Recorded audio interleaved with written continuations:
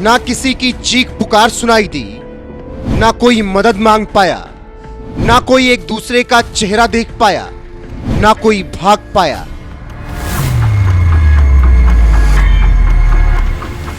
केवल दिखा तो अपनों को खोने के बाद चेहरे पर आंसू। 30 जून 2025 की सुबह तेलंगाना के संगारेड्डी जिले में इसके अलावा अगर कुछ और सुनाई दिया तो वो केवल ब्लास्ट की आवाजें, कुछ दिखाई दिया तो वो केवल धुआं ही धुआं, और इसके बाद जो नजर आया उसने दिल को झकझोर दिया। 44 मजदूरों की मौत वो भी झुलसकर हो गई, कई घायल हो गए, कईयों का तो पता ही नहीं चला। हालात ये हैं कि अस्पताल के बेड भरे हैं, राहत बचाव कार्य 3 दिन से लगातार चल रहा है।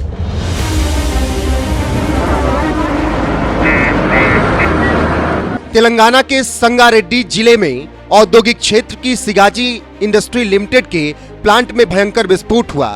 एक रिएक्टर यूनिट में संदिग्ध रासायनिक प्रतिक्रिया के कारण तबाही का जो मंजर दिखा, उस मंजर ने कई माँ पिता के बेटे छीन लिए, कई बच्चों के सिर से छत छीन ली, कईयों के सुहाग छीन लिए, और सिर्फ कुछ दिखा तो मौत की आगोश में 44 लोगों को समा चुका मलबा नजर आया। बस नजर नहीं आया तो वो थी शायद संवेदनशीलता।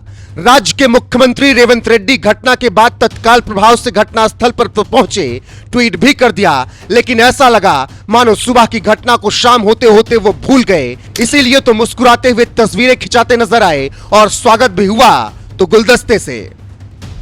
चलिए घटना के बाद मुख्यमंत्री रेवंत रेड्डी का पहला ट्वीट देखिए। 30 जून 2025 को दोपहर 1:27 पर। अब देखिए ठीक इस घटना और इस ट्वीट के कुछ घंटे बाद का अगला ट्वीट तेलंगाना सीएमओ के हैंडल से रात 8:57 पर। शानदार स्वागत, चेहरे पर मुस्कुराहट और बेहतरीन फूलों से सजे गुलदस्ते के साथ स्वागत। महज 7 घंटे के भीतर की यह तस्वीर ऐसे कांग्रेसी सीएम की है जिनकी पार्टी किसी अनहोनी के 4 दिन बाद भी अगर पीएम मोदी या बीजेपी का कोई सीएम कोई कार्यक्रम कर दे तो बवाल मचा देती है और उन्हें संवेदनहीन बताने में जुट जाती है। खैर, रेवंत रेड्डी के इस 2 ट्वीट के अलावा वो लगातार इस घटना पर नजर बनाए हुए हैं और राहत बचाव कार्य सरकार की तरफ से जारी है। लेकिन बीजेपी शासित राज्यों में होने वाली घटना पर बवाल काटने वाली प्रियंका गांधी तो इस विभत्स घटना पर एक ट्वीट भी नहीं कर सकी। सपा मुखिया अखिलेश यादव को जन्मदिन की हार्दिक शुभकामनाएं देने में व्यस्त उनके पास इतना वक्त नहीं था कि 44 मजदूरों की जान चले जाने पर एक संवेदना भरा ट्वीट कर सकती। और उसका कारण क्या है आपको बखूबी पता होगा। तेलंगाना में खुद की कांग्रेस सरकार। अब सुनिए बिहारियों की जंग पृथ्वी से लेकर अंतरिक्ष तक लड़ने का दम भरने वाले तेजस्वी यादव के बारे में। तेलंगाना में 44 मजदूरों की जान गई, कई बिहारी मजदूर भी मारे गए, कई लापता हुए, लेकिन बिहारियों की आन बान शान की लड़ाई लड़ने का दम भरने वाले तेजस्वी यादव एक ट्वीट नहीं कर सके। वो खुद को सीएम बनाने में जरूर लगे हैं।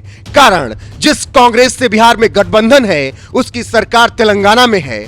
अब वो बात अलग है कि इन्हीं बिहारी मजदूरों के दम पर सीएम बनने का सपना पाल बैठे हैं तेजस्वी। लेकिन ये भी तो सच है जो मर गए उनका वोट तो अब मिलने वाला नहीं है, तो ऐसे में ट्वीट करके गठबंधन में रार क्यों पैदा की जाए। बाकी आप समझदार हैं। वहीं इस दिल दहला देने वाले हादसे पर प्रधानमंत्री कार्यालय ने प्रधानमंत्री के हवाले से दुख जताते हुए लिखा, तेलंगाना के संगारेड्डी में एक फैक्ट्री में आग लगने की घटना में लोगों की मौत से दुखी हूं। जिन लोगों ने अपने प्रियजनों को खो दिया उनके प्रति संवेदना व्यक्त करता हूं। घायलों के शीघ्र स्वस्थ होने की कामना। प्रधानमंत्री राष्ट्रीय राहत कोष से प्रत्येक मृतक के परिजनों को 2 लाख रुपए की अनुग्रह राशि दी जाएगी। घायलों को 50,000 रुपए दिए जाएंगे। इसके अलावा नेता प्रतिपक्ष राहुल गांधी ने भी इस घटना पर गहरा दुख व्यक्त किया।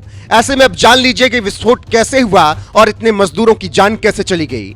शुरुआती जांच के अनुसार रिएक्टर में रासायनिक पदार्थों से नमी हटाने की प्रक्रिया के दौरान एयर प्रेशर में बदलाव के कारण विस्फोट हुआ। फैक्ट्री के सुरक्षा मानकों की समीक्षा शुरू की गई और कई मजदूरों ने बताया कि अपर्याप्त सुरक्षा उपायों और खराब कार्य परिस्थितियों ने इस हादसे को और गंभीर बनाया।